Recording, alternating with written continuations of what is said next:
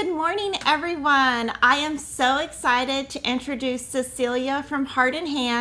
Hi, how are you? Hi, Kimberly. Thanks for So, having me. yeah, so excited to have her. So, one of my first memories of going to Needlework Market was meeting her because she was so nice to me. And she was like, I don't know, she was just so friendly. So, we're going to start off and let her tell us about her company. We're going to have a fun trunk show. Any questions you have, just throw them in the comments and we will get to them. So, do you want to tell us how you started your company? Sure, I'd be happy to. Welcome to my home, everyone. I learned how to cross stitch when I was probably in elementary school. My grandmother, my maternal grandmother, taught me how to cross stitch. And back in those days, we didn't have counted thread work. It was all stamped cross stitch, like on big quilts or on pillowcases or towels or whatever. And that's what she did. We called her Ben Ben. And that's what Ben Ben did. She always did quilts and stamped cross stitch. So that's how I learned the process of cross stitch was through stamped because that's what we had then. And I tried out a lot of different crafts and stuff in elementary school. Took a macrame class, which was quite the rage back in the 70s, and a lot of things like that. I learned how to crochet, and my mother was a beautiful knitter. I never was any good at knitting, but mom was a beautiful knitter. So there was always a lot of needle art going on in the with the women in my family. So didn't do a lot of cross stitching as I went into college, and all of that got involved with other things. But after I graduated from school with a degree in, of all things, broadcast journalism, I know, and here I am. I worked in a television station in Cincinnati for a half dozen years as a producer. And it was during that time that I got pregnant and our first child was born, but Matthew died at birth. And Oh. so my needlework was my therapy. Sorry, sometimes it gets me emotional. But anyway, Matthew kind of brought me to Heart and Hand because that fall I stitched so many prairie schooler Christmas ornaments. Mm-hmm. That was like what I did so that I would have gifts to give to people. And I just stitched a gazillion of them. And I don't know, it was at that time I think that I really found cross stitch as a therapeutic part of my day. And I started to like certain designs I was hoping I could find so that I could hang it in my kitchen or whatever. Mm-hmm. And when I couldn't find them, I designed them myself. I just, drew something up and stitched it and then would hang it in my kitchen. So I think it was then that my design sense started. And at that time, there were a lot more cross stitch magazines than we have now. There must have been at least a half dozen or more different cross stitch magazines. And one of them was called Classic Cross Stitch. And they had a competition, and it was a design a heart competition. And so I designed a heart and submitted it, and I was one of the winners and won $100 for my heart that I designed. But I think that gave me just a little bit of self-esteem that maybe what I was doing was marketable. And I had been to there were also some consumer shows that don't exist now, but I went to some consumer cross stitch shows, met some different people in the industry, and was encouraged by them to get my things in the market to not just design for magazines, but also to print my product and sell it. And that early encouragement meant a lot to me, and so it's something that I try to do now with new folks coming in, is just to encourage them, because that certainly got me where I am. So then I was encouraged. I'm one of those people that I have to know exactly what's going on before I do something. So I was told there was this market that all of the shops would go to and buy from the designers. Well, I couldn't possibly go and exhibit if I hadn't already been there and knew what to expect there. So we were going on vacation, my husband, and by that time we had two daughters. And we were going on vacation. And so we went to the city where they had this market, which was Charlotte, North Carolina. So I was going during the day, just, checking things out, seeing what was going on. Well, my husband was in a hot tub with our daughters one night, and he met all of these shop owners who were in the hot tub enjoying, relaxing in the evening. And they all told him, yes, this is a true story. They all told him that I needed to meet Lane Hoffman, who was the owner of Hoffman Distributing, the largest distributing company for cross stitch at that time. And so I was like, okay, that's who I'm supposed to meet. Tomorrow I'll go. And so I, looked in the little book, where do I find Hoffman Distributing, and went up and met Lane, shook his hand and rolled out a piece I had just finished and said, what do you think? And he was so kind and generous and encouraging and said, you get it in print and here's a publisher you could work with. And he said, get back to me. And sure enough, a year later, I had my first designs in print. I was exhibiting at Charlotte Market and Hoffman Distributing had picked up my designs. And so that was, the first designs came out in 1994. So we're looking at, I guess that makes this 28 years. I don't know how that time flew by, but it's been 28 years since I started. So that's kind of how I got here. That's so awesome. I didn't know about Lane. I had no idea. Yeah. So he was very encouraging and was always a good ear to listen to any, questions that I had as an early designer. So. Awesome. So we have a trunk show, and we're going to show some of her designs and any kind of feedback you guys have for her, like suggestions of future stuff you want to see. And we are going to have a sneak peek also that I know you guys are going to be excited about. Okay, so what do you want to start with? You want to start with the tiny towns? Yeah. Okay, because tiny towns is kind of what everybody's all excited about these days. So the first tiny town that I did is Patriotic tiny town. Let's see. There we go. And every tiny town is just what it sounds like. I'll get this. Just what it sounds like, a little town.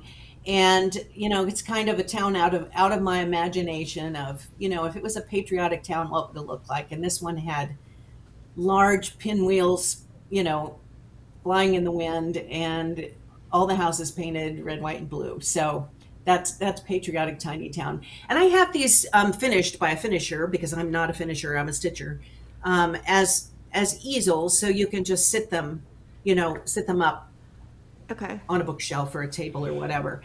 And then I also have these stitched, and we show them as drums, because I just think it's a perfect finish for this kind of design.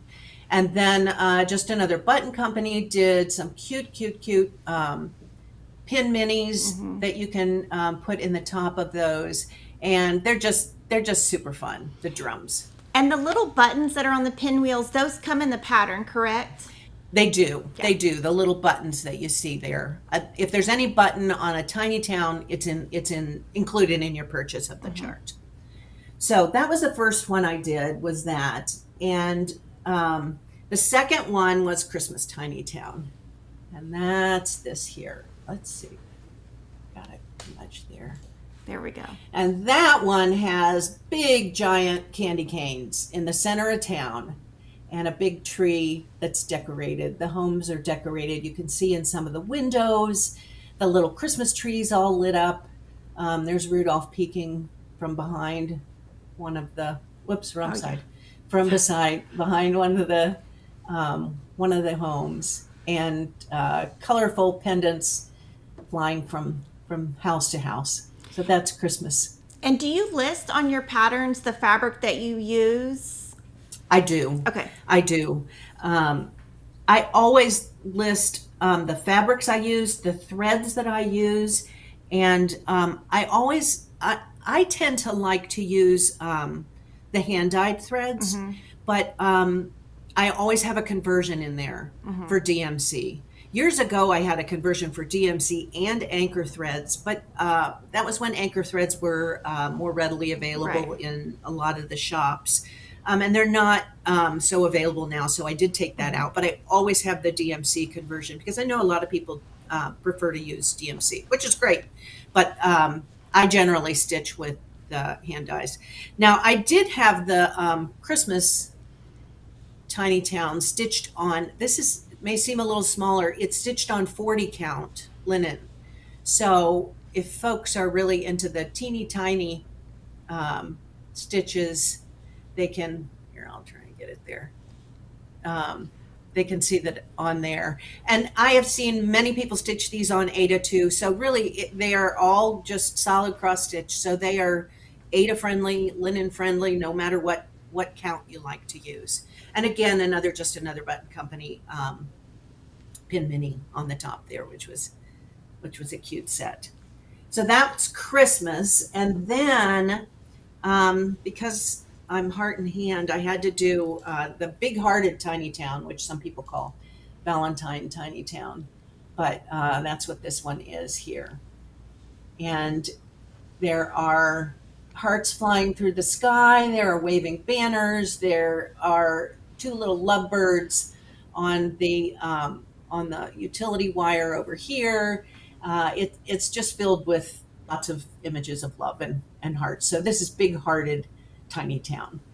And we have that also done as a drum,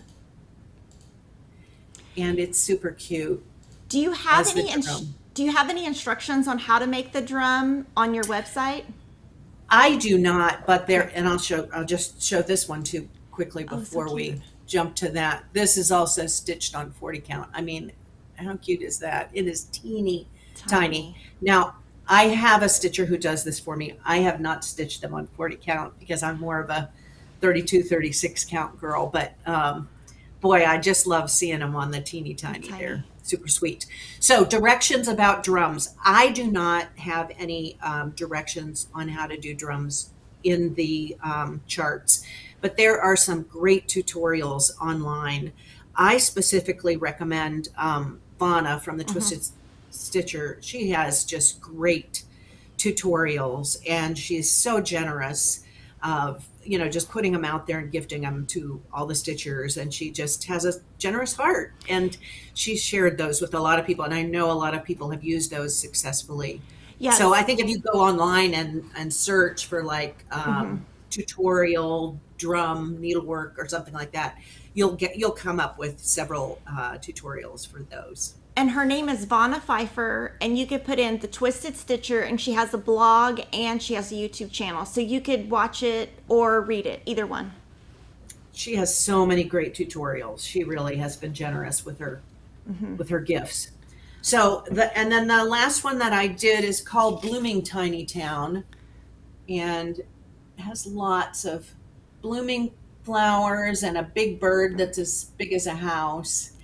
And this one was a lot of fun to do. I do love to garden, so this one was a lot of fun for me. I spend a long time on these designs, more than I think I do on a lot of others, because I just want the color palette to be just right. And I really work through a long time to get a lot of detail in there, because I think that's what's so much fun about needlework, is finding the detail, whether it's a specialty stitch that adds texture, or if it's something whimsical in the design that gives you a giggle. That's what I think brings a lot of the joy to stitching, is finding those. So that's Blooming Tiny Town. So those are the 4 that I've done now, and that does have a couple of Lazy Daisy stitches in there for some flowers. So, but there is a just a little stitch diagram in the chart, so that you can, if you haven't done a Lazy Daisy before, it'll help you do one. And one thing that I really like about your charts is you mix the different hand-dyed companies to get the look of the color you want. So she uses a combo of like Gentle Arts, Weeks, Classic Colorwork. I mean, she mixes them all up to get the look. I do. I mean, there are certain colors that I like, from each line, and I like to bring them all together, and then you have the best of all the worlds, when you're able to use them like that.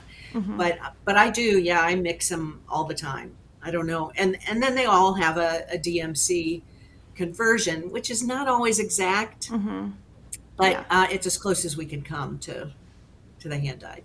Yeah. So,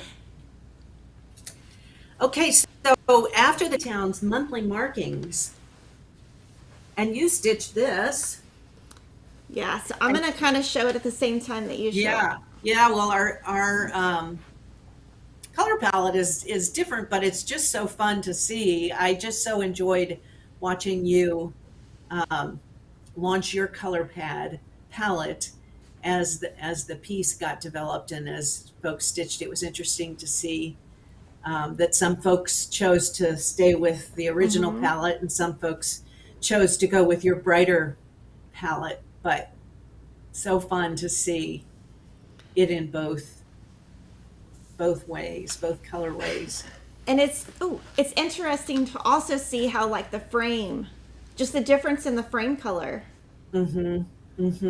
Makes a big difference, doesn't it? Yeah. Yeah. It's so great when stitchers feel emboldened to change the palette of a design and make it fit their decor. I'm always up for stitchers, taking that on under their own ideas. So, yeah.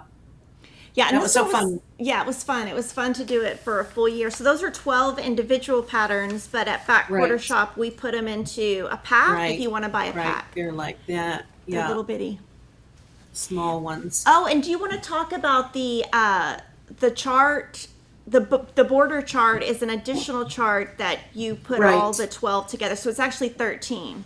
Right. I've got a copy of it here. And then there's the border chart is a large chart so that you have the verbiage below and the border around the designs. You could certainly just buy the small charts and stitch them individually or stitch them in a row and not do the border.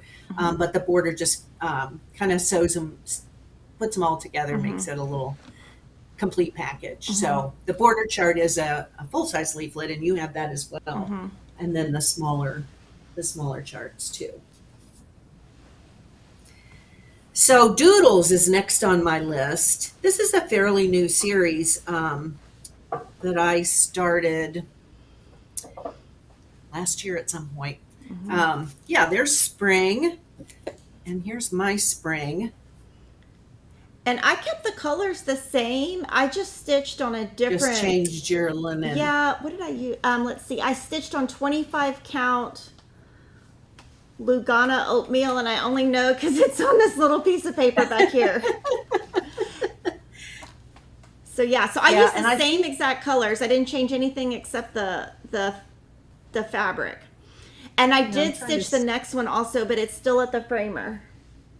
And all four. Oh, did you? Yeah, and all four of these we're gonna have a kit. Right now we have spring and it's a kit with the floss and the pattern, just not the fabric, because so many people change their fabric and cross stitch. Yeah. I think mine was stitched on 36 count, and I think it's an R&R fabric that I used for that. Maybe Patriot's Brew, I think maybe the name of it. And then this is summer. Yeah, and I should have it back from the framer soon. The funny thing was, when I was showing it, there's 2 chickens at the bottom, and I didn't even pay attention, but I hate chickens. And somebody was like, "Are you going to stitch the chickens?" And I was like, "Yeah, I didn't even notice they were there." So I did stitch the chickens. And That's then the funny. last That's my favorite part of the design, I think. Well, I don't know if it's my favorite part, but I do love the chickens. I think they're funny. And then the other 2 I'm going to stitch soon. Good. So here's autumn. Yeah. I love that one. I love the owl. Yeah, I had a really good time with the color palette on this one. There's kind of some deep teal in there, which is an unusual color to see with a fall design, but it really worked out nicely with the oranges. Yeah, I enjoyed it. These I really enjoyed picking the palettes for. I don't know why, but I just did. And then this is winter with, I'm trying to get it. You can't probably see the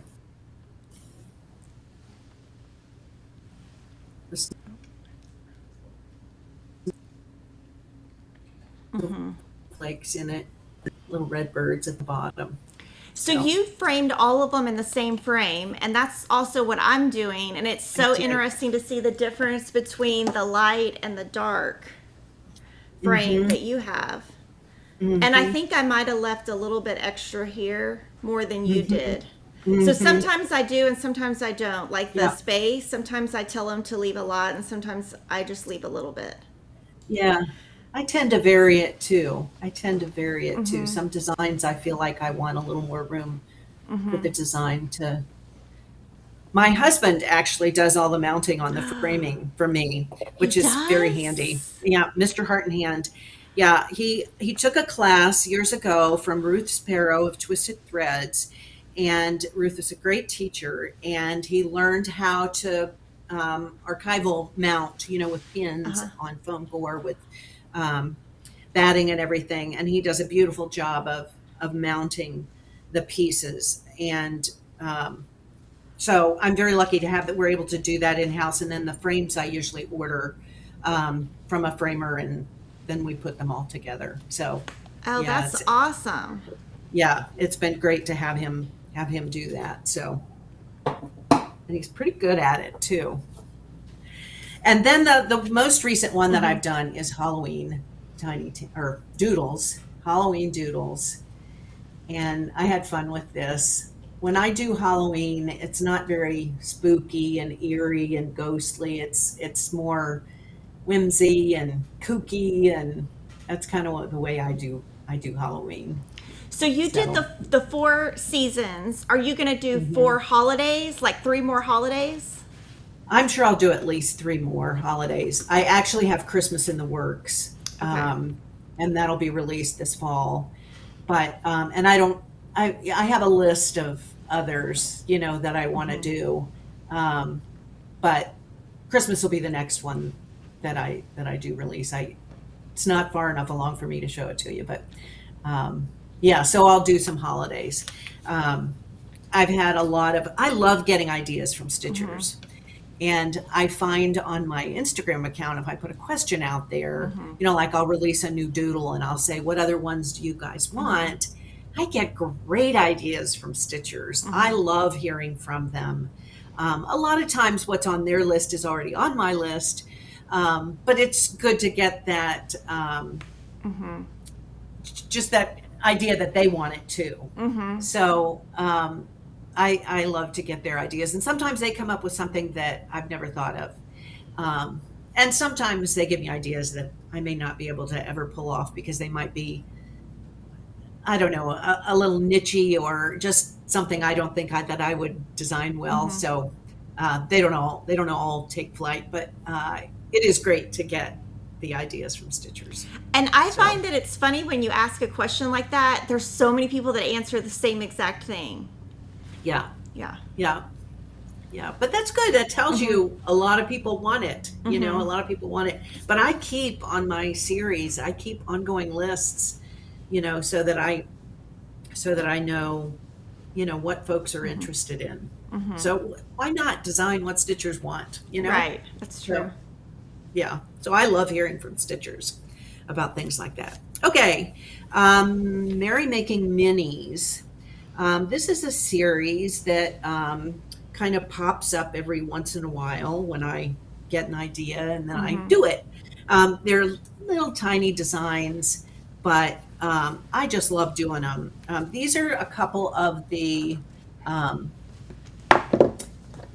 Valentine ones that I have done. This one's called Mary Making Mini, Yay for Love. Oh, you did them big. How fun. And then this is Mary Making Mini Floral Heart. And there are a lot of other Mary Making Minis. There's Christmas ones that make great ornaments. There's some patriotic ones that are fun for little smalls in a basket. But yours are great fun too. These are great fun and too. this one has a little tiny button, and then this one has little beads, right? Right. Yeah. If there's an embellishment on the design, you'll get those with your purchase of the chart. But yeah, these are great for, if you're giving a little Valentine gift to somebody just to tie on the package, or it can be a gift for somebody, great gift for kids or something like that. They could hang that on their doorknob. If you put it a little bit bigger than that, but they could hang it in their room or on their mirror or something like that. So that's what those are. And those come just as, a little like postcard chart in a package that has the embellishment as well. And the embellishment's usually, just so you guys know, it's usually stapled and near the chart. So that's where you would look for it. So those are fun little designs. Those frequently, it's like I get this idea and it's little, and I think, well, that's not a full size chart, and then I'll stitch it up, and I think, well, that's got to be a Merry Making Mini. So that's how those kind of take flight. So speaking of hearts, I have done a collector's heart, a kit every year for, let's see, how many years have I done this? This year was my 24th heart kit. Goodness. Yeah, I've been doing them a long time. And most of them are not available anymore. Right. So on that, I was going to ask you to tell our customers, like, you make them and it's a one-time run, right? I do, and it kind of depends on the hard thing. I mean, for a long time, I was able to continue getting the embellishments and things for those designs. But it just, after that many years, it just got really hard to keep track of all the embellishments, all the different fabrics, and all of that. So I finally had to go through and just discontinue a bunch of the kits. But I think I have 2018 until currently. This is the 18 one, which was this was the 20th one that I did. And it was kind of an anniversary piece, and part of the reason it says all of me loves all of you was because that series went for 20 years, and I was just so grateful for everybody that patronized the series and enjoyed it and loved it and stitched it, so that's part of the reason why that is what I said. You've got 2020 there. This is 19. Okay. This one says, with my whole heart for my whole life. Has a button and some little, just the button on this one. Oh, and it does also have this rickrack at the bottom. Oh, and cute. that comes with the kit too. The button and the rickrack comes with the kit and the fabric. So that one is still available, 2019. And then Kimberly has 2020. That's still available. That's yours. And here, I'll show mine. And once again, I have a dark frame and you have a light frame. I guess that's our MO, right? Yeah. And I think I even I did change the fabric. So the fabric comes with it, but I was too scared to stitch on it. So I stitched on something different. That's okay. That's okay. And it has a little button right here. So right. cute. It has a bird button there. I think the lighting's finally getting right on there. Yeah. But that says you are loved. And I thought that, for a long time when I did the collector's hearts, they were based more kind of on romantic love. And a lot of people would do them for a spouse or, for a anniversary gift or wedding gift or whatever. And in recent years, I have gotten away from, although this could certainly be, given to a spouse or to somebody that, like a young couple or whatever. But it could also be given to your child, or a friend or something like that. Somebody that's, going through something tough, just, so that they know they're loved. So I've kind of gotten away from it has to be romantic love, and it can be just more of a generic spread some kindness and some love around. And so I kind of changed how that theme has evolved. Now this is 2021. This is one of my favorites. Let's see if we can get a good. This says, look for the good. Let's see if the camera wants to. That's pretty good. Look for the good. And this I did 2021, and so I developed it in 2020 when we were going through the pandemic, and it was hard. It was hard. And I just wanted something that, said, we can make it. Look for the good. Look for the good, everybody. And I think that's good, pandemic or not, just to always, look for the good in life, and you can find it. So that's what this is. And it has nature on it, and beauty, and a home, and, just the good things in life, the good things in life. So, and some quilting blocks in the heart. So, our needlework certainly is something that is part of the good of life, right? And then this is this year's. This is Make Life Beautiful for Others. Another hopeful. And you saying. have, just to clarify, you have somebody finish all of your pieces, right? So you don't have any tutorials on easels or anything like that. I do have other. I'll clarify that. I do have 3 finishers that I work with, who each have their own gifts, and who after I stitch a piece, I think, oh, this just needs to go to her, and so I'll send it to one or the other. And I'm lucky to have 3 gifted finishers that I work with, because that is not my gift. And as a designer, there's only so many things you can do in a day. So, and finishing is not one of them. It would take way too much time, and I would never be happy with, the finishing. And I know these gals are just so gifted. And so I do work with finishers, but some of these finishers have, like one of the finishers that I work with is Mona Bost, and she has a blog called Magic by Mona. And she has a tutorial on there for the little easels. Okay, she did a tutorial when I did the square dance series. She did all the finishing on those, and so she did a tutorial for how to do the easels, and you can easily find it on her blog. I think if you go to her blog and put in the word square dance, it'll come up, because she's got the finishing tutorial on there. But that's the same. I mean, the same tutorial would give you the finishing for the easels that we use on the tiny towns. So and then on my website, I do have finishing directions for the heartware lids that we have done. I developed I developed a series of ceramic heartware, is what I call it, ceramic pieces that you can do, that you can stitch a piece and then do a lid for it. And the directions for finishing those lids is on my website. So the finisher drew up the directions on she developed how to do the lid, and she wrote out the directions, and we do have that on our website available for free download.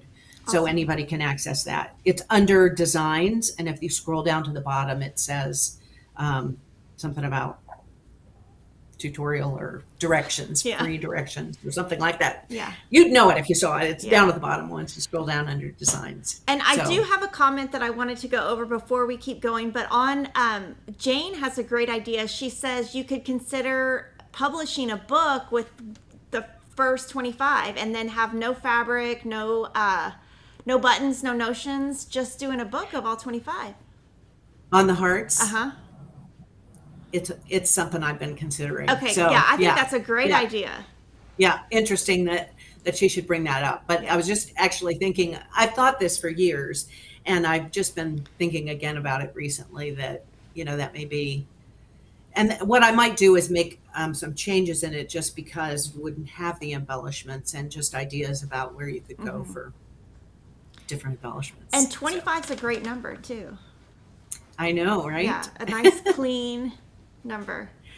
Well, I did the one at 20 thinking, wow, what a big deal. I made 20 of these. And then I kept going, and all of a sudden I'm at 25, that, just like that. Oh gosh, I should have waited. Yeah. So anyway, Okay, so the other thing that I do annually is I do a Santa. Hmm. I could never be prairie schooler and, their Santas, which I adore and have stitched many of. So mine are different from theirs in that I think they stick more with the same color palette, Hmm. traditional palette every year, and the same kind of look for Santa. And mine kind of changes Hmm. um, with the wind. It's hard to know what I'm going to come up with. Some have been more traditional, and some Hmm. have been more whimsical. I actually recently asked on Instagram and Facebook, which one do you prefer? Do you like and I ask that probably once a year just because I'm always curious what people have to say. And inevitably there is the traditional camp and there is the whimsy camp. Hmm. And some people do like to, stitch either. And I know a lot of people have also collected this series, which this year will be my 26th Santa. Wow. I think I realized too late last year that last year was 25. But yeah, I started doing this in 1996. The first one came out. Who knew I would still be doing this 26 Yeah. years later? Yeah. But the reason I started doing this actually is my husband has a carved Santa collection that is really incredible that we collected over the years as we would travel and we would go different places and you're in a gift store or whatever and he would buy these Santas from literally from all over the world and they were all carved wood and he particularly liked ones you could find something out about the artist. So we have this great, I mean, they would line the fireplace, mantle, and then it got to be more than we had room for on the Yeah. fireplace mantle, and we would spread them around. But anyway, so that's how the Santas started, and sometimes they would take. I would do one based kind of on one of his, just in terms of Hmm. theme. Um, this is from 2013, and I just loved the reindeer. I just thought he was super fun. And uh, then Santa's garments too were fun to design, and his big old feet I thought were funny. So I always have a good time trying to, if I'm picking whimsy as the style, I look for ways to bring just little details Hmm. in that delight the eye. So that's 2013. 2014, I was thinking about this morning, and I'm trying to figure out Yeah, what that was looks good. going on in the world in 2014 that I wanted to do peace. I don't know what conflict we were in then. Somebody probably will shout it out on the comments, but um, I wanted to do Santa with the holding the globe and with all of his friends, And and so for the Santas, are they all still available to purchase? All of them? they are All of they them. are. Okay. I have them all. All Hmm. 26. Yeah, Okay. yeah, I have them all. Actually, you know, it's kits more than charts that Right. have been discontinued in my line. I Okay. have released more than 600 titles over 28 years. So the kits are the ones that are hard to keep in stock because of the doodads, Uh-huh. that go with them. But the charts, even if they have an embellishment, I have tried to keep those in stock. Okay. So So for this, everybody this, wondering, I'm going to order all 26. So oh, we'll okay. have them like in 2 weeks. So this is 2014 Santa. Now this one is a favorite of mine, and I know it's not a favorite of everybody's because it's on the red linen. And I'm not a big stitcher on dark linen, but I really wanted to do Santa in a white neutral Hmm. garment on red, and I just love him. He's one of my favorites. And then he's got some gold beads that adorn um, the center of the garment too. But he was a lot of fun to stitch. He's tough on the eyes, but I've also seen him stitched on like a dark enough fabric that the white will pop off that too. You can certainly do that. You could even do navy. Oh yeah, he would be nice on navy, wouldn't he? Yeah, but you could do just a dark natural colored linen, and he'd be fine. But that is Santa 2017. But he's one of my favorites. Now I will say I don't normally. This is unusual too. He has some road stitches in his garment. Let's see, that go along either side of the. Those are road stitches, but a road stitch. This is stitched over 4 threads. So you could do 4 cross stitches in the same color if you don't want to do that, or if you're working on Ada and you don't want to do a rhodes, you can totally do those as cross stitch. And most of your pieces, just to clarify, because we are getting this question, most of your pieces are just cross stitches, very little specialty stitches. Very little, yeah, very little. I do think there's great value in having some specialty stitches in your bag, so because I think they can add texture and interest in a design, and you can just, even if I haven't put them in or whatever designer you're stitching from, you can always add them yourself if you like a Smyrna cross or rhodes, or maybe a round rhodes in the center of a flower would be super pretty, just to add some texture. But I think there's great value in learning some, just so that if you ever want to add them yourself, you can. But most of them, you can just do cross stitches instead. So I actually don't know what a road stitch is. Can you show it again, like up close? Because I have no idea what a road stitch is. Okay, and it's spelled RHOADS, roads. Okay. Yeah, it's. Let's see if I can get close enough for you to see it. I don't know. Oh yeah, I can see it. Yeah, you work your way around the 4 squares, just like you would with with a Smyrna going from corner to corner, but you work your way around in a clockwise fashion, and as you work in every linen thread, and it just, as you work your way around, you get a square stitch, but it kind of poofs up because you've added so many different threads along the way. I think they're great fun to stitch. Once you learn them, they're super easy, and I think they're real pretty. I've even I do have some samplers that I designed from a long time ago, just very small samplers, and I figured out how to do a star. I call it a star rhodes, and then I also a heart that is stitched as a road stitch is super pretty too. They're a little tricky, and sometimes you have to do it a few times to get in the right spots with it, but they're real pretty. So this is Santa from 2018, and he was popular. Everybody liked him. He was a very popular fellow. I don't know I think it was his breeches that everybody liked. And I like Santa. I like the Santa. Yeah. Not everybody liked his gold coat. A lot of people changed his coat to a different color, which whatever floats your boat. But he was a lot of fun. He was a lot of fun to design. So that's 2018. In 2019, I decided I wanted to do Santa's helpers. And so there's these little elves, one who's kind of climbing up the candy cane there. And that's 2019.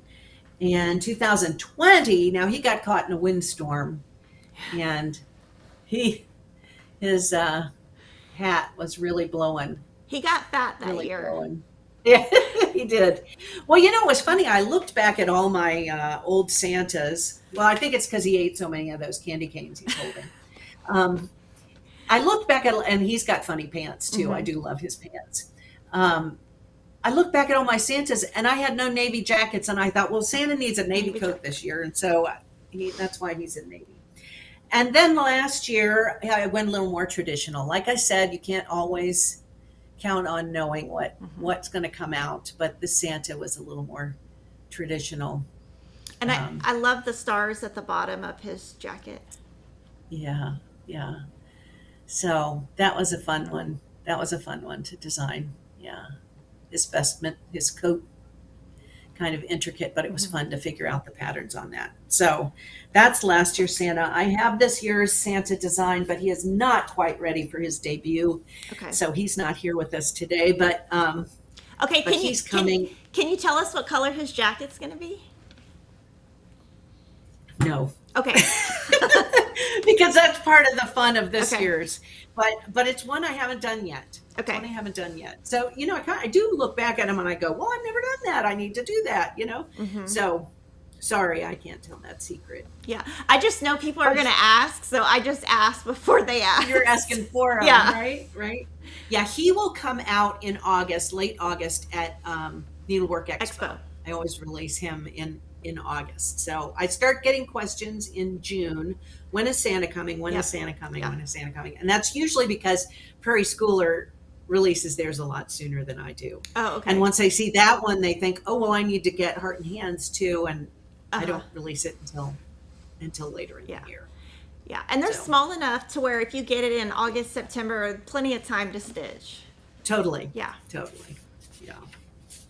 Okay, so we go next to, let's see, Friendship Garden. So this is, I actually designed this piece for a shop club that I was asked to design it for. And then I released it as a chart, and so it is available widely. And it says, friend overlooks your broken fence and admires the flowers in your garden. And I was inspired by my own friends, and I suspect you and your viewers, everybody's got some of those friends that you can count on, that even on your worst day, they still look at you, they find the good in you. And I certainly have found some of those friends, particularly in the industry, friends that my closest friends are very much friends that overlook my broken fence. So that's Friendship Garden. Then another series that I've started in recent years is the one color bird patterns that I've done. It started out with the red bird, the red bird sampler, and that was the first one. And then everybody started requesting their favorite bird. Oh, okay. So then we have to do more. But this is the red bird, and I actually asked on Instagram the other day, or maybe it was yesterday, I don't even remember, or the day before, if folks enjoy the monochromatic, pieces. I think they're great for travel, or if you just want to pick up something and you just need some therapy, and you don't want to have to worry about changing colors and finding all the right threads and everything. They're fun for that. So most folks do enjoy them. So this is Ye Old Crow. This was the second one. I have had some people tell me that they stitched the pumpkin in orange because they wanted their pumpkin orange instead of black, but it was designed as to be just a black piece. And it's been fun to watch this too, because people have picked a lot of different fabric colors, base colors, to stitch this on. Some of them like orange, or with a lot more modeling in it than this. This is a pretty solid without variegation. I mean, there's a little bit of variegation in that fabric, but not too much. So it's fun to see people choose what they want to stitch it on. Those would be really pretty in the Belle Soie silks, because that silk has so much variegation and it's so nice to work with. And so, the silks are really expensive, but if you're going to use it on a piece and use it all up, that's like a great use of using the silk. Right. Great idea. And then I did Tom Turkey. This is Tom Turkey. And I just liked the folk art style of him. It does have some beads you attach. And you'll notice on these, I've changed the alphabet on every one. Every alphabet is different. Now I'm probably going upside down. There you go. Here we go. Change the alphabet on each one. Each one is totally different. So you don't feel like you're stitching, the same piece again and just changing the bird. This was fun. My finisher, this tells you how great my finishers are. I don't have a scissors with me, but it's got a little pocket. So it's a little pocket pillow. You can put your scissors in there or whatever you want, not your pencil. But that's what I had handy. So anyway, that tells you what great finishers I have. This one came next. This is the Bluebird sampler. This finishing was great. Same finisher, put a pocket in there with this cute embellishment there on the side. But that's the Bluebird sampler. That one was a lot of fun to stitch. And again, the alphabet is totally, different. I have so far always put the bird's name on there, Bluebird. And then the most recent one that I did the hummingbird. Yeah. This one I did for my mom because my mom passed away about 8 years ago, and mom loved the garden. And after mom died, I saw more and more hummingbirds around after she died. And I read up on hummingbirds that, I don't know if it's the Indians, some culture sees the hummingbird as a creature that comes from beyond and just a reminder of someone you loved who's passed on. And so when I see a hummingbird, I think about mom. And it's funny how near the birthdays, of my siblings, in the weather that hummingbirds are around here in Ohio, she frequently shows up, or if somebody's got something in the family that they're concerned about. Sure enough, I see a hummingbird show up. So this one was for mom. The hummingbird had to do the hummingbird. So, and once again, the alphabet's very different in this one. Very different, much simpler, and that's a quick stitch.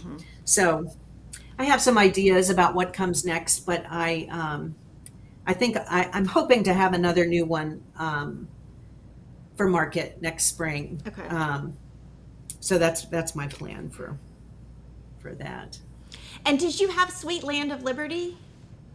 I don't have that model anymore. Oh, okay. That one's so old. Do you stitch that, or did Cheryl stitch that? I think Cheryl stitched it, but I think we didn't get it. I think that's, I love that. But I know that we've shown it chart before. So do you want to talk about this? Oh, sure. Well, I told Kimberly I just wanted to thank her so much for having me, and to thank all of you for tuning in. So I did a little free chart for Fat Quarter exclusive. You guys can download it off of Kimberly's site. And because it's Jolly July, it had to be Christmas themed. And because it's Fat Quarter, it had to have a quilt on the side of the house. Yeah. And you got it stitched up quick. Yeah. So that's I think I called it a Merry Little Christmas House. And the colors that I chose for it, I tried to make it easy in case you already own the Classic Colorworks. I think you call it the Classic Christmas pack that you have. It has like 5 or 6 threads in it. Well, I chose 4 of them from that pack to use for this. So it's Classic Colorworks. So I use those. So if you buy that pack, 4 of the 6 are used in this design. So, and just so everybody knows, I used the same floss that Cecilia did. My fabric is oatmeal. What's your fabric? I stitched it on, I think this is dirty Belfast linen. And then this frame right here is just from Home Goods. It's just a 4x4 frame. Is it? Yeah. So the size is real good for getting a quick frame, or it'd be super cute as an ornament, or as a tag on somebody's gift. I love to do little designs like that you can just incorporate as a gift that don't take a long time to do, but you can give somebody your needlework. I think that's important for us all to do. So yeah, good. I'm glad you pulled that out so we could talk about that. So, you sent it like Tuesday or Wednesday last week, and Cheryl stitched it for us really fast. So she's fast. Yeah, she's real fast. That's great. Yeah, no, I just I'm grateful for you having me, and I'm always grateful to the stitchers who are so supportive of Heart and Hand. I've been blessed to be here for a long time. And I know you have a sneak peek. Oh, I do. I do. If there's one design that has been requested by Tiny Town Stitchers, it's Halloween. So that's what's coming next is Halloween Tiny Town. And are you releasing that in August? Yes, that'll come okay. in August at Okay. New Work Expo. And this was great fun to design. You've got, let's see if I can show the right side. Over here, there's a bat hanging down from the spooky tree. And it's hard to tell the colors so much in here, but I have blush colored pumpkins and even a blush colored house. It's kind of pink and orange and black. These silly ghosts that are hanging out on the stack of pumpkins and holding the boo sign. And it was a lot of fun. But as I say, it's more kooky than spooky. It's more cheery than eerie. But that's how I do Halloween. I'm not a real eerie kind of ghastly Halloween designer. So that's what you'll get in Halloween Tiny Town. So And do you have model stitchers, or do you stitch everything yourself? I have model stitchers, and I stitch a lot myself. I have stitched all the original Tiny Towns myself because I'm so particular about how I want those threads to be. And if I pick the colors and send it off, I know what would happen. It would come back and I would be like, not sure about that. And I'd be pulling stuff out and putting in. And, I think everybody stitches differently from the person sitting next to them, your thread tension, the way you stitch. And I stitch differently than how a lot of people stitch. So I have to stitch the first one myself. Now the drums, if it's a second one, I don't have time to stitch a second one. Yeah. So the second one usually goes off to one of my model stitchers. There are some things that I have been able to send to model stitchers, like the one color designs. I can usually, send those off. And some other things I'm able to send off to my model stitchers. I have great model stitchers. They are the best. They save me a lot of time. So I do use both, but I stitch most of my designs. So. Could you talk a little bit? I mean, I personally love Cecile from Just Another Button Company. Can you talk about how you started working with her? She's like the nicest. Her and her daughter, they're like so nice. Yeah. We actually started in the business about the same time. Okay. And some people call me Cecile, even though I'm really Cecilia, but I know it's because I feel good because it's Cecile that influences that. But, years ago when there was a Charlotte market every summer, this big, huge market for shops to come to, and it was in a convention center and hundreds and hundreds of vendors. There was a group of us that started designing or started our companies about the same time. And when you're a new company, you got stuck at the back of the convention center because you were low man on the totem pole, and all the big people who had been around forever and were so popular were all up at the front of the convention center, and it would take forever for the shops to work their way back to where we were. So we decided to band together, a bunch of us, and I think there were 13 of us, and we were on literally row 13 in the convention center. So we did buttons and marketing, and we did a free chart that everybody contributed to, and we just basically had a party back on row 13. And Just Another Button Company was one of those companies that was there. I think I'm trying to remember who all was there. Bent Creek, Twisted Threads, Heart and Hand, Mosey and me. He was so awesome. Yeah. Yes. Yeah. Frank was a super friend and a great asset to our industry for many, many years. He and his wife, Judy. I think Weeks Dye Works maybe was in there. Gentle Art I know was, Norden Crafts. So it was a mix of, there were some fabric, some fiber, some designers. I know Sisters and Best Friends, they were also in the group. So it was a great group of people. We were friends with each other. And so, it was great to be on the row together, and we just kind of waited for everybody to come down to our row. So anyway, that's when I really got to know Cecile from Just Another Button Company, and began working with her. She designed when I did this collector's heart. She designed that button. Here it is over here on this side, the button for that design. So we've worked together doing those kind of things. She did some other buttons for some different collector's hearts that aren't available anymore, but she did some of those. She just, she has a great sense of how to embellish a piece without intruding on the designer's work. She just knows how to create an embellishment rather than something that will call too much attention to itself, but yet enough attention that it really makes it special. So that's how I got to know her, was on row 13. And Rachel was probably a baby, right? Was she even born? She was very little. She was very little. That she would have been. Yeah, she would have been real little. Yeah. One question that I think it's always great to ask is, and I think you've kind of covered it, but if you had to pick like 3 fabrics that you could use, what would your top 3 would be? And then like maybe top 3 floss colors?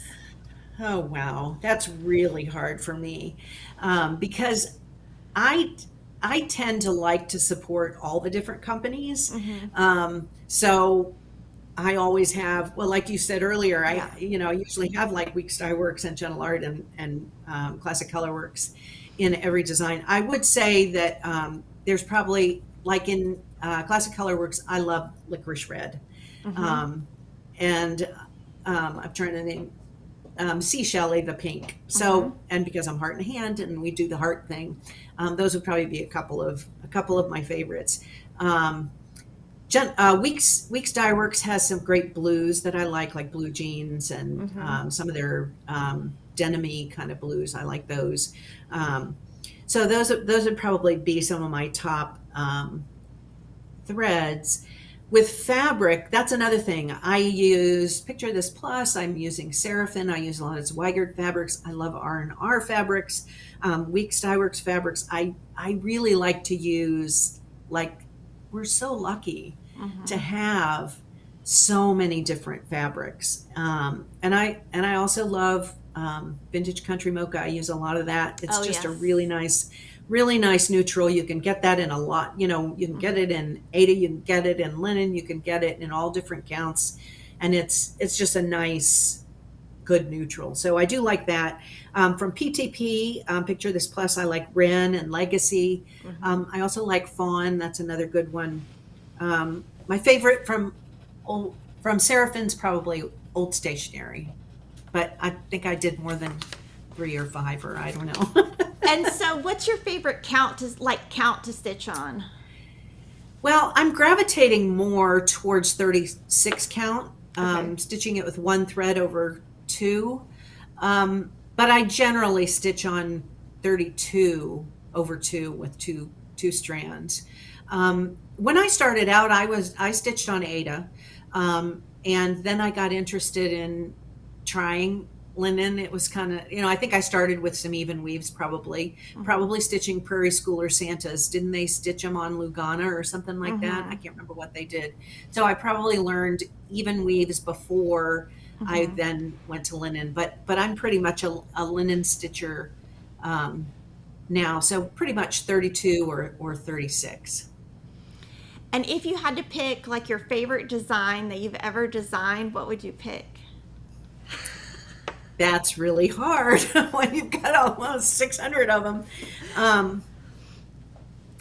There's a lot, but I did pull one that is a recent one that I just love. I don't know, something about it and how it fell together that I just really like. I love that one. Yeah, this is called the Smallest Things Sampler, and I think it's Winnie the Pooh quote. Sometimes the smallest things take up the most room in your heart. And you'll see it says Frances on there, 131 2019. That is my first granddaughter, who was born in 2019. And so I designed this and used, let's see if I get it closer, if you can see the buttons. There's a heart button at the top, and there is a little house button at the bottom, and a flower button in between up and the. Mm-hmm. Those buttons are incredible embellishments that I get from a company in France called the Bee Company. And the owner, Delphine, is a joy to work with. And she just has this wonderful imagination. And her buttons are just very different. And I've used them in a number of designs. And when you purchase this chart, you get the buttons with it, because otherwise you wouldn't be able to find them. Like your earbuds here. I know, that's why I wear these, because mine would fall out. Yeah. Anyway, I think they augment the design, and they're just so sweet, and they were just the perfect mix with this chart. I've had people say they've stitched this for twins, and I think they took like some of the trees out so they could put both the twins' names in there. And but the colors worked out really well, and I don't know, it's a happy design. It just makes me happy to see it. That's one of my favorites that I've done in recent years. So I really like that one. What do you think, like, the biggest change in the cross stitch industry has been, like, in the recent years, and then like over like the 20 plus years? Yeah. It's interesting, when I first started, particularly when I was first designing, stitchers wanted, if they bought a chart, they wanted to do it exactly the way you did it. They wanted the same frame, they wanted the same threads, they wanted, the same linen, they wanted everything the same. There was no changing it out. They just weren't as adventuresome, I think, as they have gotten over the years. Which was difficult as a designer, because it was also the birth of all of the hand-dyed thread companies. And everybody was used to DMC, and it always, when you got 930, it always looked the same. Whether the dye lots were a teeny tiny bit different, but they were pretty much the same color. That doesn't always happen in hand dyes, and you get a lot of different variation. And I would get email after email from stitchers who said, the chart says you stitched this in blue jeans, but I know you didn't, because mine doesn't look like yours. Well, I did. I wouldn't lie to you. But, it's the nature of hand dyes. And so we, as designers, we were kind of educating the stitcher on what to expect if they were going to stitch with a hand dye. And then it was tough too, because there would be some great frame companies come out that would have these really innovative frames, and then they couldn't keep up with the demand and they would go under. And then we had a chart with this frame on it and the stitcher couldn't get it, and that was difficult. But what has happened is that stitchers over time have gotten more adventuresome, and they'll change the colors, or they understand more about hand dyes and hand-dyed fabrics and stuff like that. So, and I think that's a good thing. I think that's good for stitchers to be more creative with their art, and I think it's good for the industry too. So I think that has been one of the biggest changes that I think I've seen. One of the sad things that I've seen is we lost so many brick and mortar shops over time, and that has been difficult on the industry, because people aren't able to go into a shop to touch and feel the fabrics and the fibers.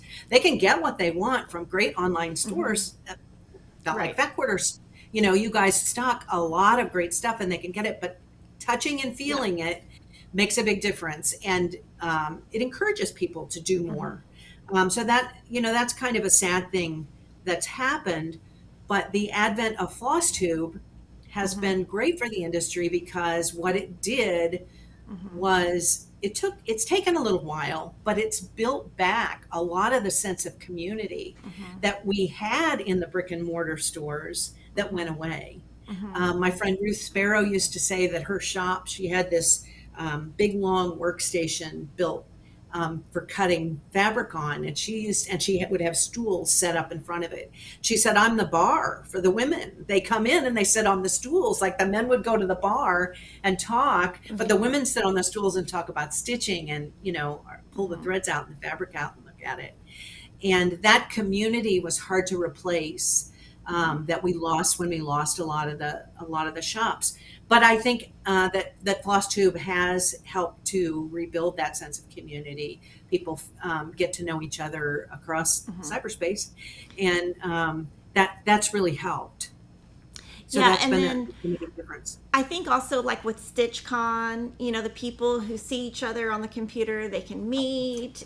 That brings like a community together too. You bet. Absolutely. Absolutely. And and that's a great thing. Do you ever teach retreats? I used to teach retreats a lot more than I do now. I don't enjoy being away for all the travel, and it's hard to be away and get the work done that I have to get done as a designer.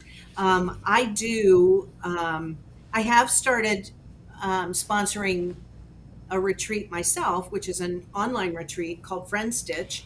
And I don't do it alone. I do it with my dear friends from Bent Creek.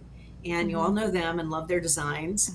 And Marcia Worley and Elizabeth Newland are the designers, and my just my dear friends. And we were teaching at a shop, which was really unusual, but we got asked to teach at a shop in 2019. And we did an event together. And after the event, we were driving together, and we were talking about, and we've talked about this before, but how do we serve the stitcher who cannot go to a retreat like we had just been to? We meet a lot of stitchers by doing that, but there are a lot of stitchers who are either caring for small children or older family members, or maybe have a physical disability that they can't travel, or they're working and they can't get away from work. I mean, there's a myriad of reasons why people are not able to travel to go to retreats. And we just said, how do we serve that stitcher? That's a part of our community, and those people are going unserved in terms of the community and the retreats. And so we were just really mulling that over and trying to figure out, what we could do. And we had gone home, and that was like late July. And maybe it was in August, all of a sudden it dawned on me, what if we did an online retreat? They do online courses, and that was starting to be a thing. And I said, well, what if we did an online course? So I texted Elizabeth, and Elizabeth has a wonderful family with lots of children that are still growing up, and so she's very busy. And I texted her, and I knew it would probably be, I don't know, hours or a couple of days before she'd be able to get back to me. I texted her and said, okay, you're going to think I'm crazy, but what if we did an online retreat? She called me immediately and said, oh my God, that's it. That is it. That's what we do. And it was not 2 weeks later that Elizabeth and Marcia and I started having meetings practically every week online. Zoom. We would Zoom together, trying to figure out how we would serve such a thing. And the name Friend Stitch came from Marcia. We call her Pearl because she's quiet, and she just kind of listens as a conversation goes on, and then all of a sudden she drops a pearl of wisdom into the conversation. You're like, of course, that's it. And so that's what Marcia did. She said, what if we call it Friend Stitch? And we were like, that's exactly what it is. So, and we were planning this before anybody knew what a pandemic was. So that was like in September of 2019. We were planning to launch in I think it was June of 2020. Well, remember June of 2020, we were thick in stay at home. And when that happened, we were like, what do we do? Does anybody have money that they want to spend on something like this? Are they gonna, are we just throwing ourselves, should we wait? What should we do? And so we decided to just go ahead and launch, and we sold out in 4 hours. We were shocked. Yeah, we did. So it's been very successful. Every year, we are doing it for the third year this fall. And we have 400 to 500 stitchers every year on Zoom Live the first year we did a 7-hour live event. And then we said, that was crazy. Now we're going to do 4 hours. So now we do 4 hours live. But we actually do 2 4-hour sessions. We'll do a morning session and an afternoon session with a 2-hour break in between. So it's still a long day for us, but for the stitchers, it's 4 hours. And we develop a box of exclusive designs, and it's sent to the stitcher in time for the event. But then during the live, we open the box together, and it's all exciting, and everybody, that's one of the things we have so much fun. Everybody opens the box together and oohs and ahs and has seeing everything for the first time. But then we put content in. We videotape content. We might do some teach you some stitches. We might talk about putting together a gallery wall. One year we used a finisher, taught some finishing techniques. So we do across the board all kinds of learning within that 4 hours. But we also have a group that you can be in on Facebook afterwards, and it's called the Friends of Friend Stitch. And but you have to have been to the event to be in it. But what has happened that we didn't really expect, and this is the greatest part about it. The greatest part is not selling out and selling, and meeting all of these stitchers online. The greatest thing is community is developing, and we have several groups of stitchers that started meeting on Zoom after the event. We have a group that's been meeting for 2 years. They haven't missed a week, and they get together every week and stitch together on Zoom. And that's just, that's our greatest accomplishment with Friend Stitch, is the community that's developing. And they support each other with what happens in life, and they cheer each other on in their stitching. And that's just, that's the gravy for us. We're just thrilled that that's happened. And we have several groups that are meeting every week like that. So that's been great. Is the one for this year, is it sold out? We are. The doors are closed for this year. We'll open it again in June of next year. Well, I say that's a long ways away, but we usually sell in June for the fall. But if people want to get on our mailing list, they can go to FriendStitch, FriendStitch.com, and you can scroll down, and there's a form you can fill out to be on the newsletter, and so you'll get information about it. But, yeah. And so that. Oh, go ahead. That takes up that's a long answer to your question about, do I do retreats? Occasionally I do stitch at shops, and that's what has evolved from this. And Friend Stitch takes a lot of my time developing that. So we do that retreat every year, which takes a lot of time. Do you have any advice for new stitchers, or do you have a chart you would recommend of yours for new stitchers? Well, I think we all have a responsibility to find a new stitcher and teach them. I've always felt that, what's that saying, to whom much is given, much is expected. And this industry has blessed me with a lot of friendships, and just beyond what I ever could have imagined. And so I have always tried to encourage new people to stitch. When my girls were younger, they're now grown and have families and live away from here. But there were 6 little girls that lived in our neighborhood, and they were all about the same age. And one summer I decided they were all going to learn to stitch. So I encourage you to do this. Find some little girls and teach them. They sat in this room. You can imagine 6 little girls on the sofa.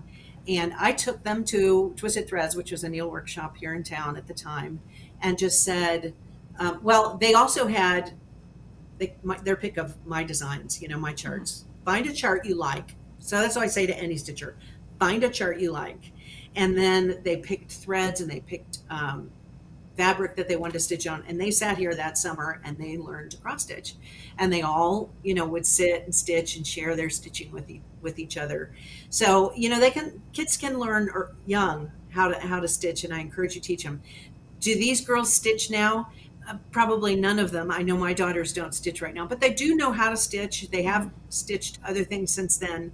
And one of the little girls who, at the end of that summer, said, "When I grow up, I'm going to be a cross stitch designer." Now she's not. She's in like financial work or something like that. But just the fact that she enjoyed it and Mhm. said that was really a gift, and I'll never forget Tara saying that. So anyway, but charts, the free design is Mhm. perfect. That is a great design for a new stitcher. The monthly marking series, Mhm. each one of those are great designs.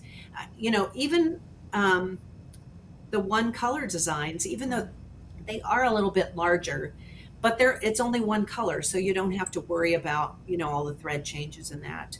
Um, I'm trying to think of some of the other series. Oh, well, one of the other series that I have done that a lot of people stitch on Ada, which I also encourage, stitch on what if you Mhm. gave somebody linen and said learn to cross stitch, it'd be spooky. Mm-mm. You just really need something Mhm. that you feel real comfortable in. You can see the holes, Mhm. and so I would recommend starting on Ada, or even starting on an even wave, if Mhm. they didn't want to do Ada.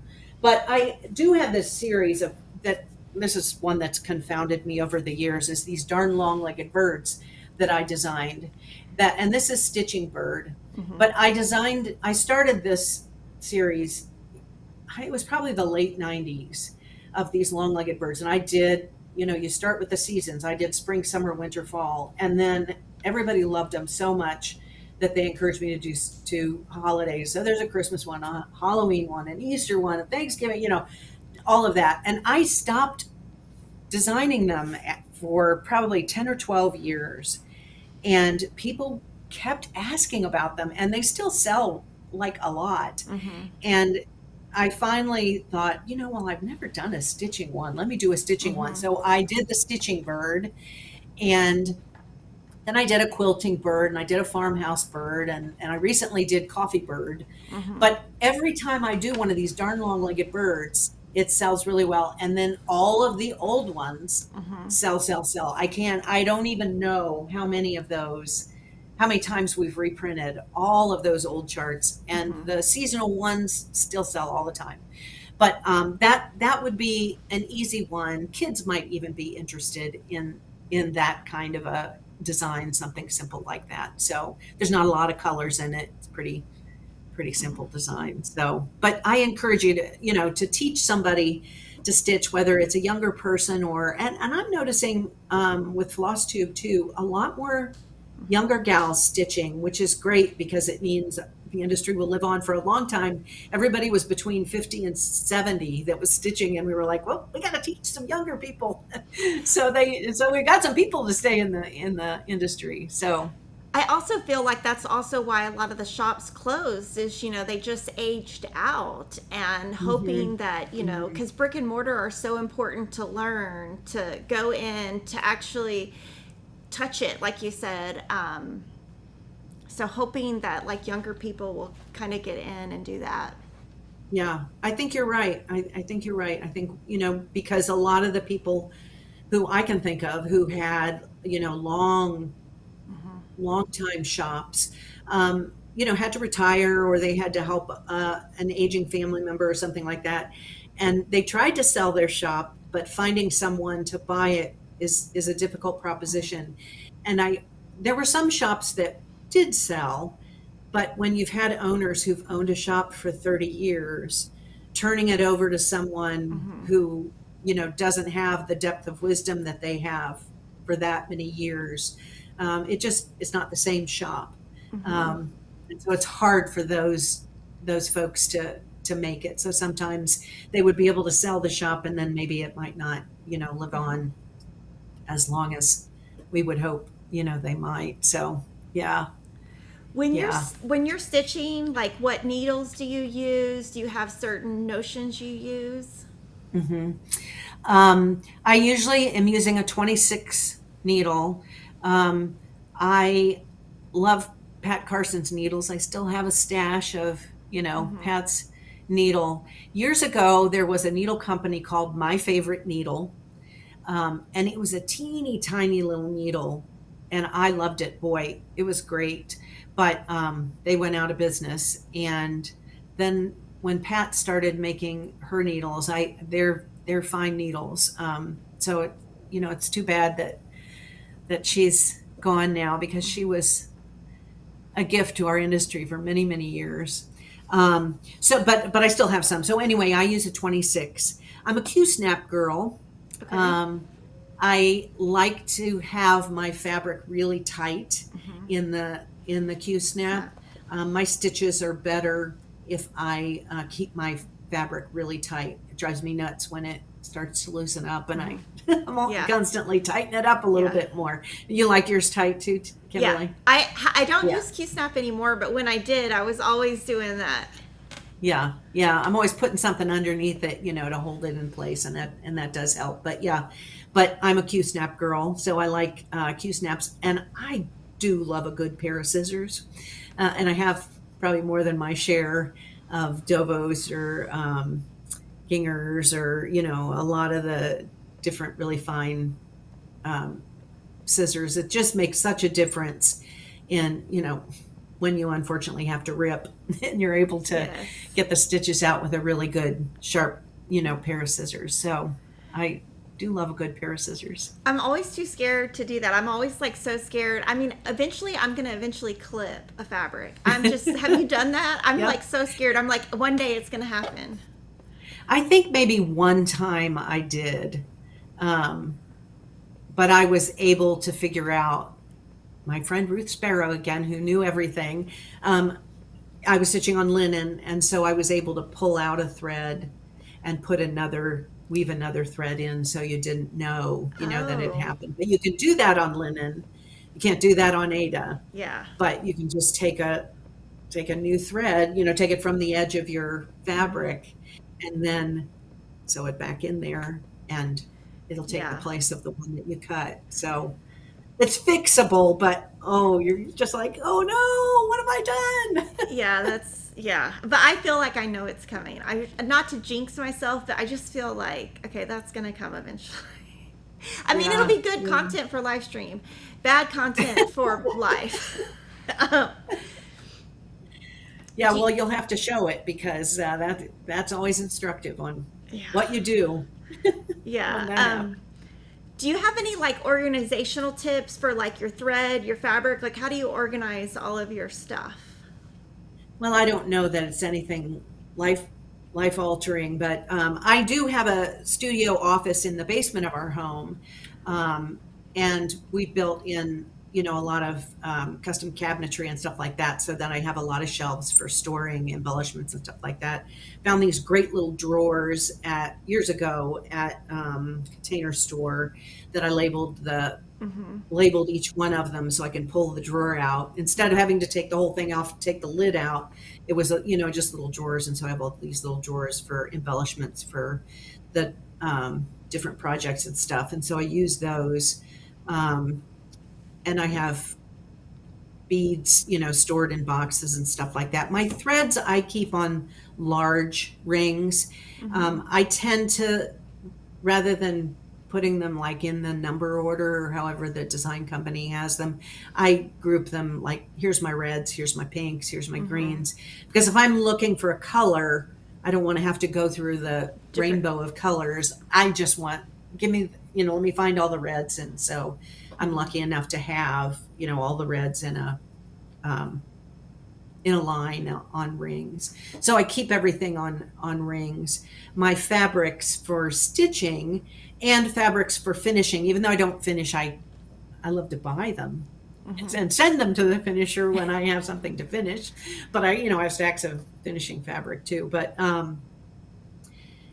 so I have like wire drawers built in behind cabinets that I can pull out, and I have that stuff stored in there. So in my office, all of that stuff is stored like that. And then of course I have a storage room where all my charts are stored in like open boxes, so that we can pull the orders as they come. So yeah, I always say, people always ask me now that the girls are out of the house, do we need, are we going to move? Because we don't need all the space now. And I'm like, not until I'm finished with Heart and Hand, because I am not moving all that Yeah. stuff. There's Yeah. just too much stuff down there. So we'll be here until Heart and Hand is finished, but that'll be a while. Not planning to go anywhere. So, and it's nice to have the space when the girls come to visit with the kiddos. So. Pokey Little Pineapple wants to know, was designing always in the back of your mind, or was she intentional? Well, I think it kind of evolved naturally. As I say, I started to want things like this. Was back probably, I don't know, in the mid 90s, when watermelons in the kitchen were a big deal, and I couldn't find it in a chart, so I decided to design it, and I, would design it myself. So I think it kind of evolved. I don't have any formal art training. As I say, I went to school for broadcast journalism. So I think what that did teach me was, when I left the television station, I was the assignment editor, which meant I was in charge of a staff of 50 photographers and reporters, and I was in charge of, if a plane went down, I had to know where everybody was and move everybody around and send them for this, send them for that, and every day establishing where all of these people went and what they had to do. So I think the management of all of that is much like managing cross stitch design company. Yeah. Because we stitch it, we come up with the ideas, we have to do the develop the charts, we have to send stuff to shops, we have to exhibit it, markets. There's just the breadth of what we do is much more than design. And most designers will tell you they spent, of all the time that they do in their job, the part that they spend designing is very small compared to the amount of time they spend doing the other things. So I think my job in broadcast journalism as an editor and producer got me ready for this, and I'm able to multitask and complete my job better. So, yeah, that sounds interesting. Yeah, I think that would be an interesting job, to be a broadcast journalist. It was a great job, and I worked at a company that was kind of in its heyday, at a time when there were some really bright people who went on to have big careers in the industry, but really good people, good-hearted people.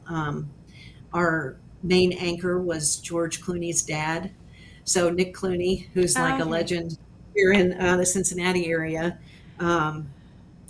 was our anchor, and he anchored the newsroom. I mean, he was the heart and soul of it. So we still have reunions of those people from that time in my life, and it's always interesting to think back on those days in my career, because it was a really good group of people. It was a special time.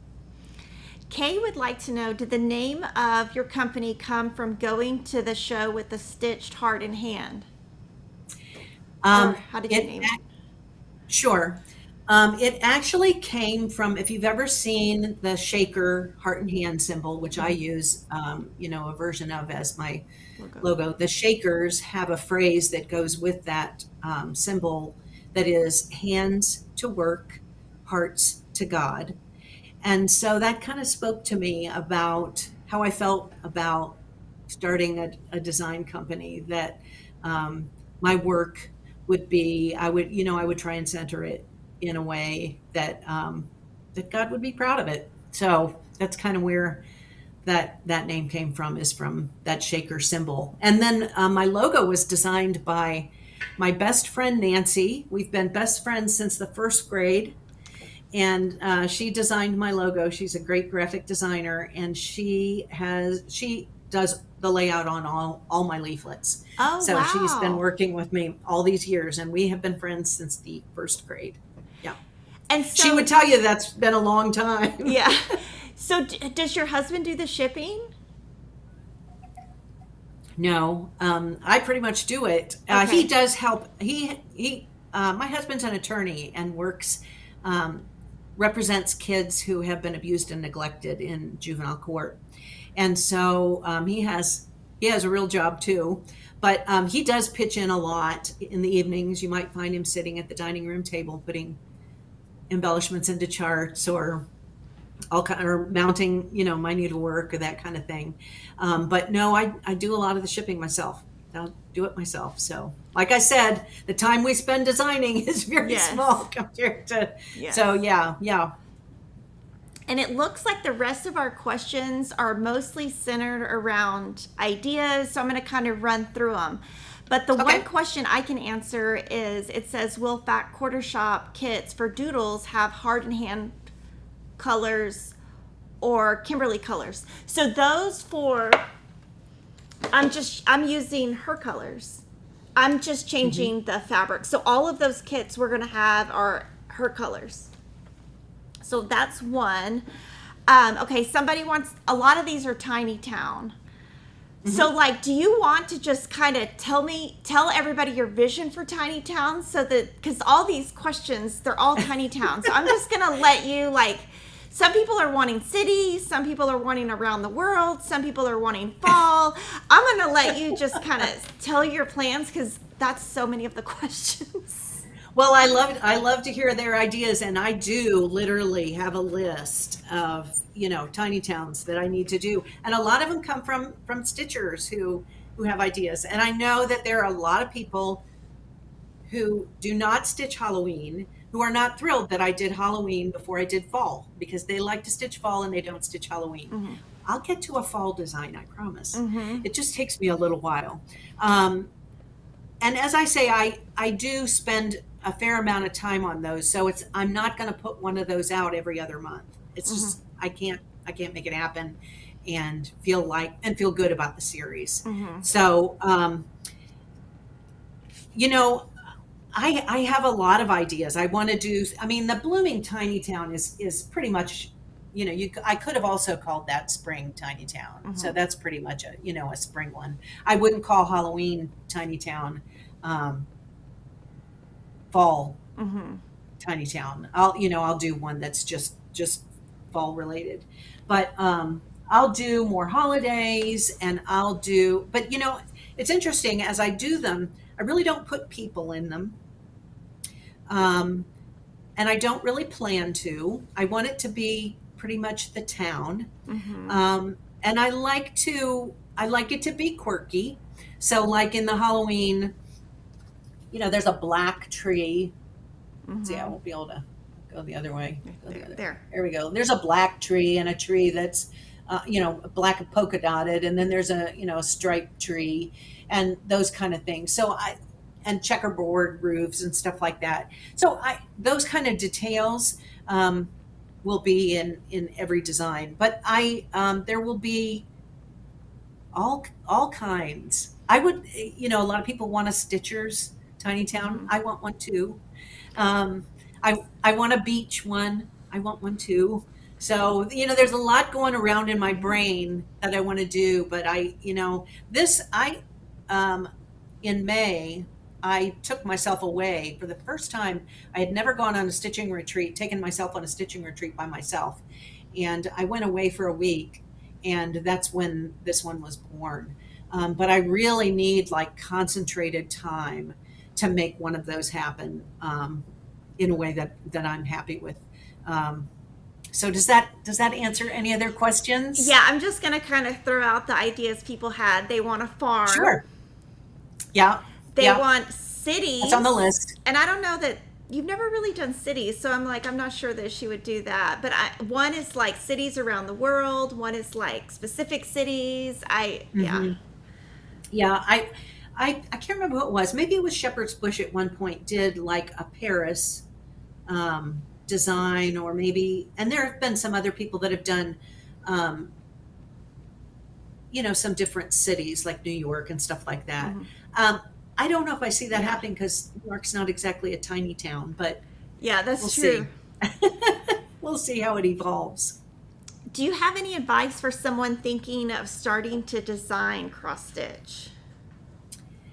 I've actually been working with a gal named Miaja, who is a new designer.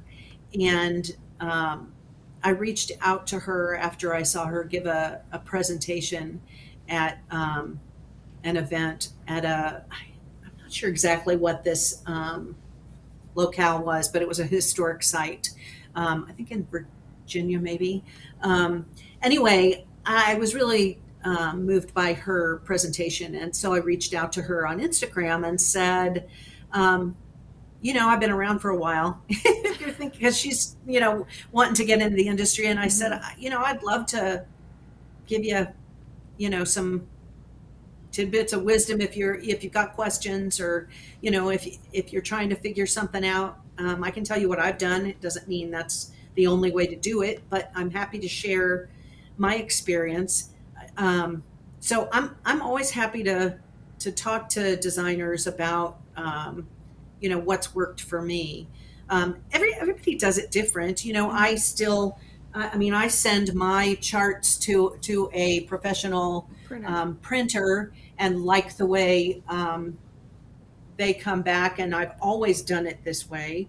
I've used some different printers, but I've always done a printed chart like that. There are designers that print it in their own home. They buy a printer and they run their own charts, and they stuff them in, every chart in a bag and stuff like that. And that's the way it works for them. But this is the way it's worked for me. So I'm happy to share my experience. But I think,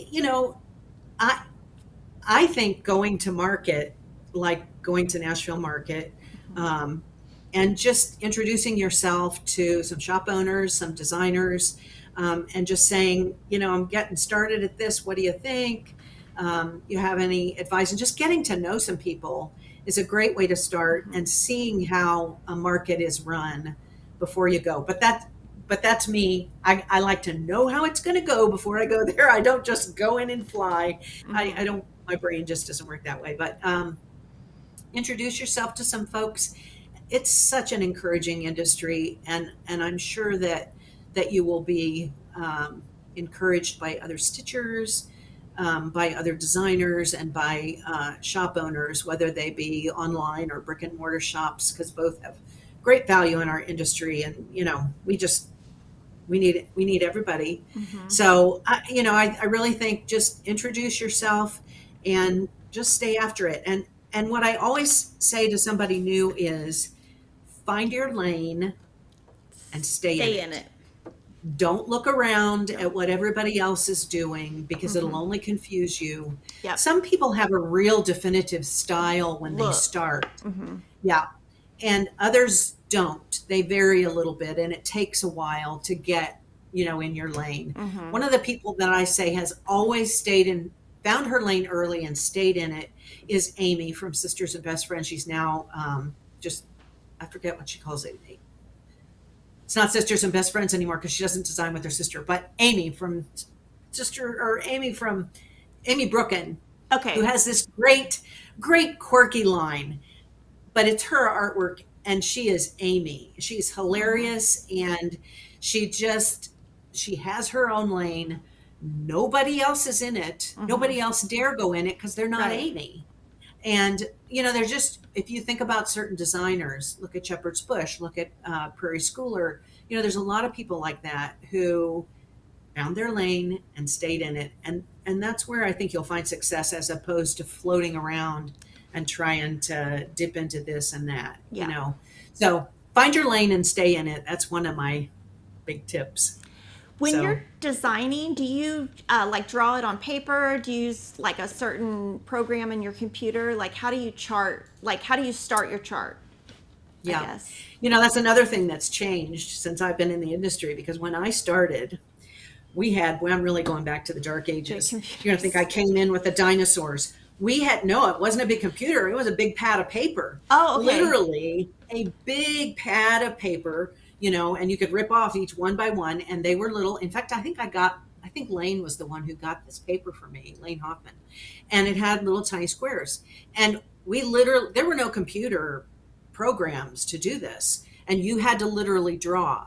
My first charts were hand drawn, and that's what we published. So you had to pick symbols that you could draw 500 of that would look the same. Your X's had to look the same, your L, your slash, your whatever. I mean, when I think about that, I mean, we literally had to draw them, and that's what we printed. We published them like that. That was the only way to do it. So anyway, then they developed some computer programs. So I use a computer program. Have used the same one for many, many years. You know, a lot of designers talk about this. There are, I don't know, a handful of programs maybe, none of which is really, really current that a lot of us use, because there just aren't enough people to support like a software company developing it and maintaining it. So it's hard. And, about every couple of years, we'll have a conversation about anybody find a new program, anybody find somebody that can support, this program. So anyway, for a while, I had a gal who did my charts. After we moved from drawing them, she would use press type. You know how you would press down symbols? And so she was incredibly fast at it, Sarah Livingston, and she would do press type, and it looked like, a computer maybe had done it. And then we would have to photograph that and, all of that jazz. But then I would send her a photograph of here's my chart, and then she would graph it for me and send it back. And then she started using computers, and she suggested the program that I still use because she thought the symbols were the best defined symbols at that point. So I still use the same program. Someday it'll die and I'll be like, oh, do I have to learn a new program? Yeah. So yeah, that's another thing that's really changed in the industry. I've seen us go from the dark ages to computer times. Yeah. So thank you so much for joining me. Do you want to end with a message to our customers? Well, I just come from a place of gratitude for everybody. There's just such a great community of stitchers and folks that are on social media that, comment on my designs. But what I love is when they help each other out on something and they encourage each other and say, I stitched this, but I did that. And they learn from each other, and just building community that way. And I have been blessed by that community in so many ways over the years, and I'm just so grateful, and hope everybody will stitch this as my gift to you. But Kimberly, I'm also grateful to you. You've taught a lot of people to stitch in the last few years, and that's cool. You know, that's really important. You've brought a lot of people in from another industry, and that's important for us. And people see your heart. Sorry, get the clamped, but it's a gift that you have, and it's appreciated whether anybody says anything to you or not. Thank you. And where can they find you?